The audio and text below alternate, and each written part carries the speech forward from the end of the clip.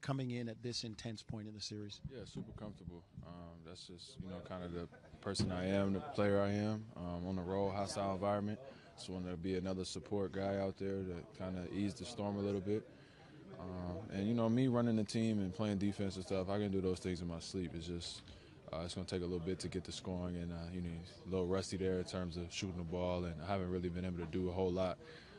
So it's going to take a while to break back in and get my rhythm. How much did you feel you aided the other guys? It seemed like Pascal, Jakob, the second unit in general had a better bounce in its step tonight. I mean, all year we've been a group. We've been a group effort all year, so that wasn't going to change. And anytime you take one of our guys out, it's been a little drop off there. So just, coming back in, putting us at full strength as a unit and as a group.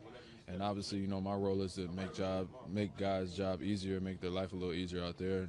I thought I was able to do that a little bit. You saw Pascal. Me and him had a great chemistry. Me and Jakob hitting on the roll, taking pressure off the line. CJ got a couple more open looks, I thought, maybe, than he had in recent games. But, that's my job, is to go out there and kind of set the table. What was it like watching, your group without you struggle over the better part of 5 games? Yeah, it's really tough in terms of my basketball career. It's up there in terms of, the tougher things I've had to deal with.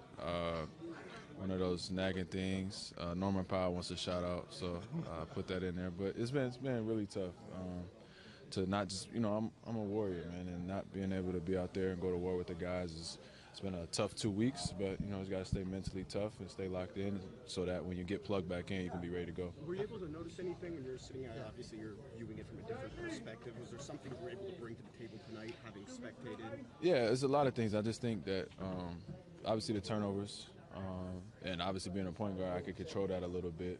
So low turnover game, and then when we get stops, get out in transition and be able to.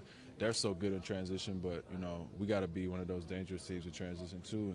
And I thought we were able to get a couple runouts there, a couple lobs, a couple open threes, and that was just one thing I wanted to bring to the game is my speed, and pace and energy to the game, and try to put my imprints on it. Fred, when you went out for game 2 and you went out for 3 minutes, what wasn't right? I mean, did you feel good going in, and when you were out there, was that Dwayne's decision? I mean, what was it in game 2 that just didn't feel right? Yeah, I'll try to give you the timeline in as least amount of words as possible. But I got hurt in the Miami game. I don't know if I just was ignoring them or what, but I didn't really feel the severity of it. I was just locked in on. I tried to play game 1, it didn't happen. I'm fighting through it, trying to play game 2. And you kind of don't know what you can't do until you get out there and do it. So I'm resting, and it feels okay. I'm like, all right, I can fight through it. Get out there, and I knew that I couldn't do all the things necessary, and I think it was more evident to the coaching staff, medical staff. They said we got to get him out. So then, I got my way, didn't work, so now I have to listen to them. And so that's where the longer stretch of rest came from, and just trying to work back to, but I'm still back probably a little bit, before I maybe should be. But, I'm done watching. It's time to get out there and go to war.